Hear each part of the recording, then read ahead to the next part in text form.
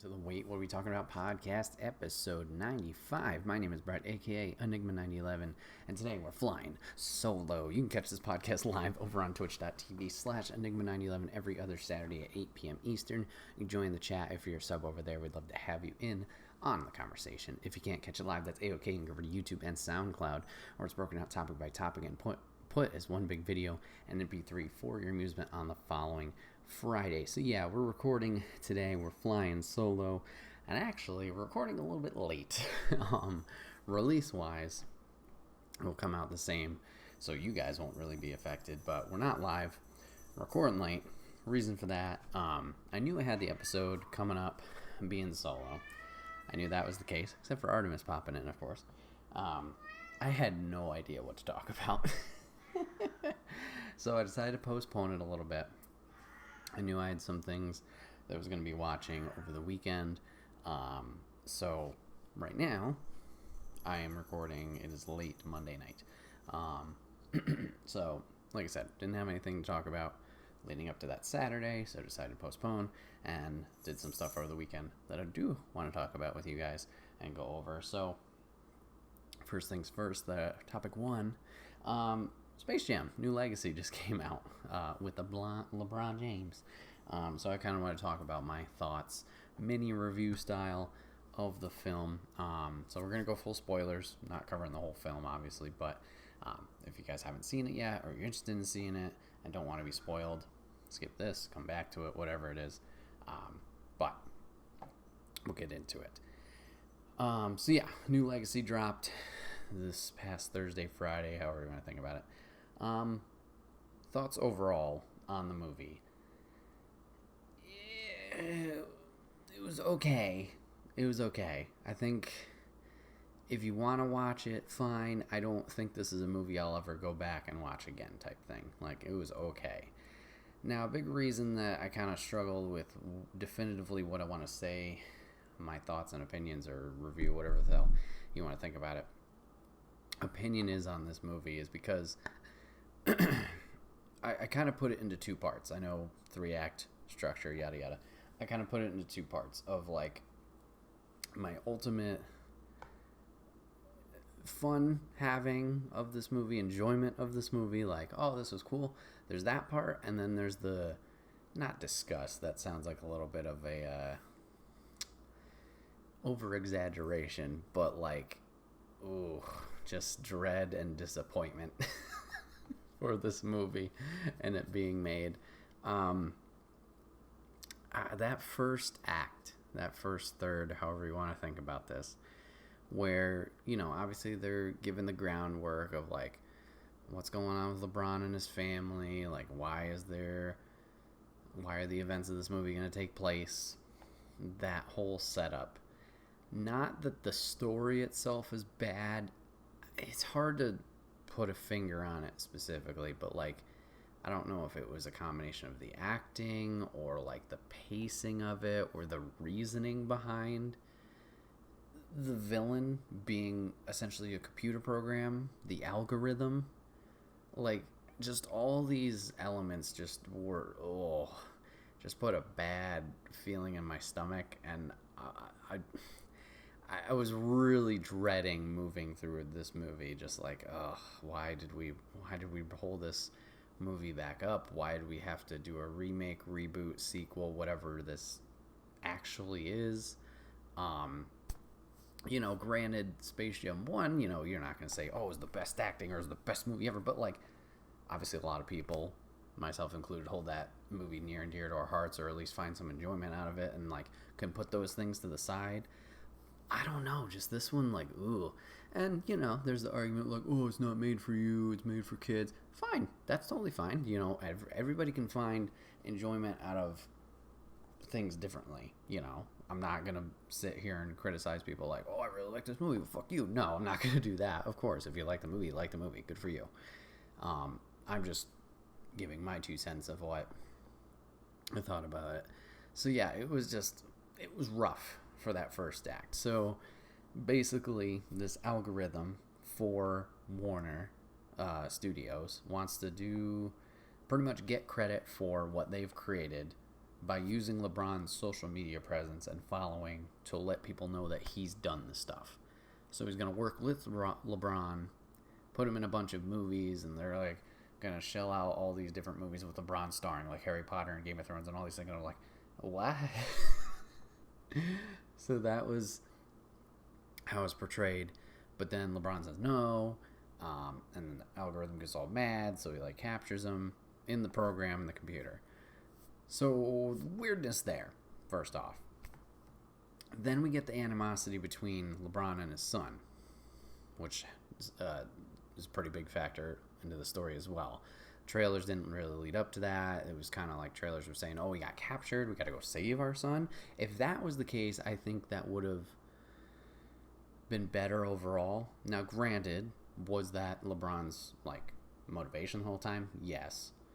But as we'll get to later, it's kind of weird the route they decided to go, I think. So there's some disdain between, LeBron and his kid. LeBron's kind of a dick in the first act of this movie. Obviously, he's a big ball player. Obviously, he's one of the best, ever. He's like teaching his kids play basketball. Fine, that's cool. If that's what they want to do, that's what they want to do. Turns out the youngest son, that's not what he wants to do. He wants to develop video games. Cool. He's got a basketball camp coming up, but turns out he wants to do an E3 game development camp the same week. LeBron's like, oh, if you want something, you got to chase after it, blah, blah, blah, but it has to be basketball. Like, he's just really pushing the basketball thing on his kids. And it kind of, doesn't put LeBron in a good light at all. Maybe that was part of the, ugh, this feels gross kind of thing. And once again, I get it for the story we're trying to tell, character development, all that stuff. Fine. But, whew, rough. Video games are the root of all of our problems, apparently. LeBron couldn't play games back when he was a kid. That's how he became the basketball star. And now he's stopping his kid from at least focusing on the games and not basketball kind of thing. Whatever. So the son's been developing his own game. Shares it with his dad later. We see glimpses of it. This will be important too. So anyways, like I said, we go through the whole meeting with the algorithm and the company trying to recruit LeBron. He says no. They end up going into the computer system because of a little altercation and argument between the son and LeBron. They get taken in to Don Cheadle's area in the computer of Algorithm. That's his character's name. And LeBron gets sent to Toon World to recruit a basketball team to save his son. Big surprise, whatever. In the meantime, Algorithm's going to take care of his son. I don't remember the son's name off the top of my head. He's going to take care of the son, kind of win him over, be nice to him, stuff like that. LeBron goes. Now we're all animated from here on out. At this point, to the end, I think the movie's good. It's got fun moments. I think it flows really well, and it was a good time. It was not that first act. Oh. So I was actually enjoying it from this point on. We learned that Bugs is by himself on Toonland, and all the other, Looney Tunes have gone to other franchises for WB and have kind of wreaking havoc, living their lives out there. This was honestly a real fun part of them getting everybody back together. Bron wants to get this super team of he wants Superman, he wants Iron Giant, he wants all these other people on his basketball team. But Bugs is like, no, we got to get the Looney Tunes back together. So they go and save them. They got Daffy Duck being Superman with Porky Pig being his reporter. We got Lola Bunny being a comic book version of Wonder Woman. We had, I think, Yosemite Sam was in Casablanca or something like that. Wile E. Coyote was in Mad Max, which is pretty funny. There's a lot of different funny cameos and seeing these animated cartoons, obviously in live action or just different forms of media that we don't expect them to see them in. I think personally my favorite one that I just kind of laughed the hardest at was Foghorn Leghorn being in Game of Thrones, being Daenerys, riding the dragon, causing chaos there. I thought that was fun. So we get the little montage with them. And then we get to the basketball game. leading up to the basketball game, obviously we need, the goon squad, as we'll call them in this one, the opposing team. Watching the trailers, I had no, connection or, intrigue with the goon squad. They showed, some of them, kind of hybrid characters of human and animals. I didn't really understand watching the trailers what was going on, but the way they built on it in the movie makes sense. So, like I said, the Sun was developing a video game. Algorithm takes great interest in that, and they decide to modify and boost the stats and kind of cheat the system for this game coming up with LeBron, which is high stakes. I don't think I mentioned that. If LeBron wins, obviously they can all leave. If they don't, then LeBron's stuck, and they're going to use the social media presence. I don't know, whatever it was. We'll learn higher stakes down the road where everybody's going to be stuck in the computer if they lose. But so, anyways, he's using the Suns program and the game to cheat the system in this game. So it's not going to be a traditional basketball game. It's going to be the Suns video game type basketball game. So the way they created the Goon Squad is apparently the Sun had used a camera of sorts to scan current basketball stars. There was two WNBA players, which I'm sorry, I don't know their names off the top of my head. But then there was also Anthony Davis, Damian Lillard, and I feel like, Klay Thompson were in it. So we kind of get that fun little thing from the original Space Jam of actual players were instead of stealing their talent, we're using them here to kind of use their facial scan, body scan, whatever you want to call it, and then modify them there to give them these different characteristics. Like one of the ladies was a part snake, one was a spider. I think Anthony Davis was a Birdman. Damian Lillard turns out to be a clock time traveler, and then Klay was a fire water dude. So we use them for the Goon Squad. So okay, fine. So we're getting to the game. Big audience. They want their all the I was about to say WWE. No, WB properties kind of show up. All the animated, live action, whatever. I think this was one of my favorite parts too. Obviously, we had seen it in the trailers too. Personally, I think my favorite was seeing all the different Hanna-Barbera cartoons in the audience. We saw the Flintstones, we saw Yogi and Boo Boo, but then we saw some really obscure ones, the Wacky Races guys were there. I can't remember. It was kind of not He-Man, but there was a group of people. They had these blobs with dark eyes that were part of the team. This monkey rock man. I'm butchering it. Hopefully some people understand what I'm talking about. So they were there. The Thundercats were there, which is awesome. Who else was there? The mystery Scooby-Doo was there. Just seeing those guys in the background. And obviously we had other people from the trailer we had already seen. Pennywise was there, which is weird for a kid's movie. We saw all the different Batman characters, Batman, Robin, Catwoman, Penguin, Joker. I think Harley was there. Mad Max people were there. We had Wizard of Oz people were there. A whole bunch of different, you could probably stare at that photo and be and list a whole bunch of properties that were there. That was cool. Just a little fan service. Fun. So we get them. And then the other half of the audience is people scanned in through their technology and phones into the computer. So now they're trapped. And they make up the other half of the audience, including LeBron's family. Okay. Cool. Whatever. And we get to the actual game. Now this is where it's a little weird of it's father versus son. The son is being motivated to play against his dad by algorithm to essentially earn respect and, Dad, I can do it too, blah, blah, blah. So that's a little weird that it's father versus son. I gotta beat my son in order to save the world. Which I get it because the son's being manipulated, but that could have been a little weird to look at or kind of think about. And they play. Not a traditional basketball game. They play with the video game rules. There's different power-ups. There's style points. So every basket isn't 2 or 3 points. It's 20, 30, however many. First half of the game, Toon Squad gets crushed by 1,000 points to I think they made it into the 70s. So it's not going well for the team. We get to halftime. pep squad or pep talk.